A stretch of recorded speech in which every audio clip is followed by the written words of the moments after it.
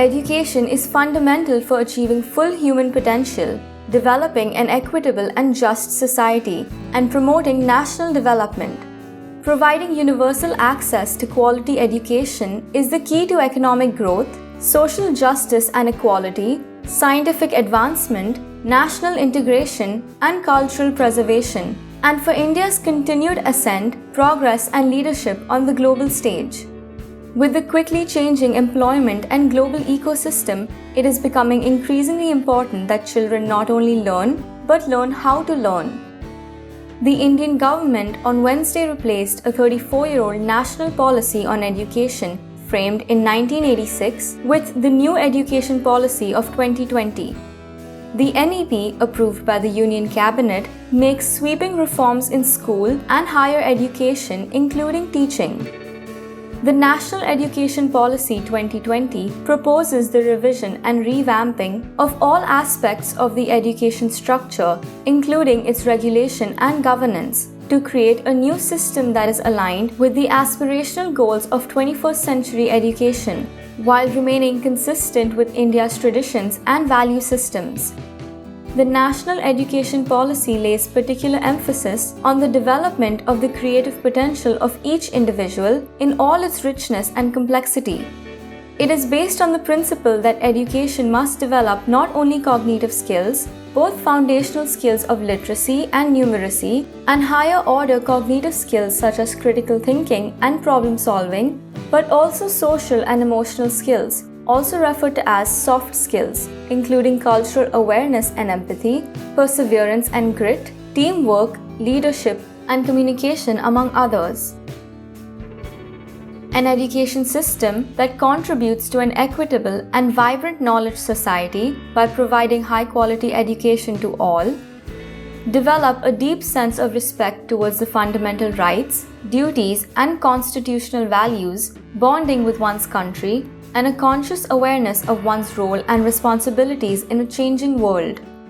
Instill skills, values, and dispositions that support responsible commitment to human rights, sustainable development and living, and global well-being, thereby reflecting a truly global citizen.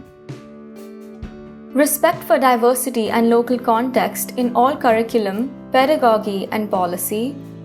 Equity and inclusion as the cornerstone of all educational decisions.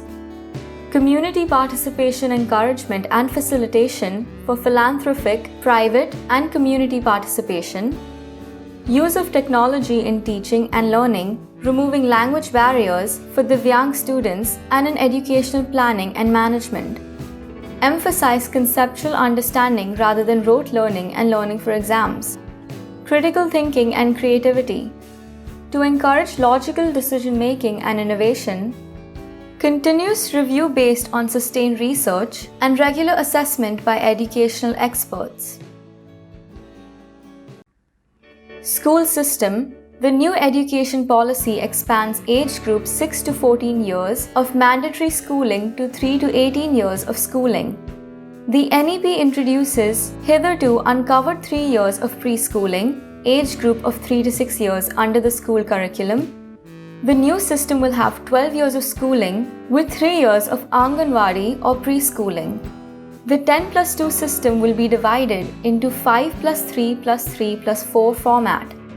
The first 5 years of school will comprise of the foundation stage, including 3 years of pre-primary school as well as classes 1 and 2. The next 3 years will be divided into a preparatory stage from classes 3 to 5, and following that, 3 years of middle stage, classes 6 to 8, and 4 years of secondary stage, classes 9 to 12. Co-curriculum and vocational subjects like sports, arts, commerce, science will be treated at the same level. Students can opt for courses as per their preference. Students will be allowed to take up coding from class 6 onward. Skills such as analysis, critical thinking, and conceptual clarity will be taught in school. Medium of instruction. The NEP puts focus on students' mother tongue as the medium of instruction, even as it sticks to the 3-language formula, but also mandates that no language would be imposed on anyone. However, at least 2 of the 3 languages should be native Indian languages. The NEP only recommends the mother tongue as medium of instruction and not make it compulsory. The policy document states that children learn and grasp non-trivial concepts more quickly in their home language. Report cards. The report cards of students will be reviewed by peers and teachers. Artificial intelligence-based software could be developed and used by students to help track their growth through their school years based on learning data and interactive questionnaires for parents, students, and teachers. To track progress, all schools will take school examinations in grade 3, 5, and 8, which will be conducted by the appropriate authority. Common entrance exam for admissions. From schools to colleges, the National Testing Agency (NTA) will conduct a Common Entrance Examination (CEE) for admissions to universities across the country. A Common Aptitude Test, as well as specialized common subject exams in the sciences, humanities, languages, arts, and vocational subjects will be held at least twice every year. It will allow most universities to use these common entrance exams rather than having hundreds of universities each devising their own entrance exams, thereby drastically reducing the burden on students, universities, and colleges, the NEP read. It will not be mandatory and will be left to individual universities and colleges to use NTA assessments for their admissions. Science, arts, and commerce gets blurred. Under NEP 2020, there will be no rigid separations between arts and sciences, between curricular and extracurricular activities, between vocational and academic streams. Students can select subjects of their liking across the streams. Vocational education will start in schools from the 6th grade and will include internships. Credit Bank. An academic bank of credit (ABC) shall be established, which would digitally store the academic credits earned from various recognized HEIs so that the degrees from an HEI can be awarded taking into account credits earned. Departments in languages, literature, music, philosophy, Indology, art, dance, theatre, education, mathematics, statistics, pure and applied sciences, etc. Credits will be given in all bachelor's degree programs for these subjects if they are done from such departments or through the ODL mode when they are not offered in class at the HEI. Under the NEP, undergraduate degree will be of either 3 or 4-year duration with multiple exit options within this period. College will be mandated to give certificate after completing 1 year in a discipline or field including vocational and professional areas, a diploma after 2 years of study, or a bachelor's degree after a 3-year program. Foreign colleges. High-performing Indian universities will be encouraged to set up campuses in other countries, and similarly, selected universities, those from among the top 100 universities in the world, will be facilitated to operate in India.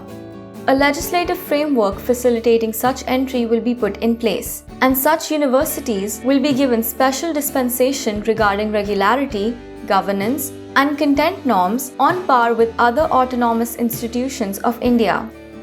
India will be promoted as a global study destination, providing premium education at affordable costs, thereby helping to restore its role as a Vishwa Guru. An international students' office at each HEI hosting foreign students will be set up to coordinate all matters relating to welcoming and supporting students arriving from abroad as per the NEP. Along with these changes, the Cabinet has renamed the Ministry of Human Resource and Development (MHRD) as the Ministry of Education. This policy is estimated to be implemented by the government till 2030. In the decade of 2030 to 40, the entire policy will be in an operational mode, following which another comprehensive review will be undertaken. This is a huge step towards holistic development of the youth of the country and will be extremely beneficial for India as a country. Hats off to the government if they can pull it off perfectly. This was all about the national policy on education in detail. Do like, share and subscribe to our channel Explified. Check out our channel for more informative content.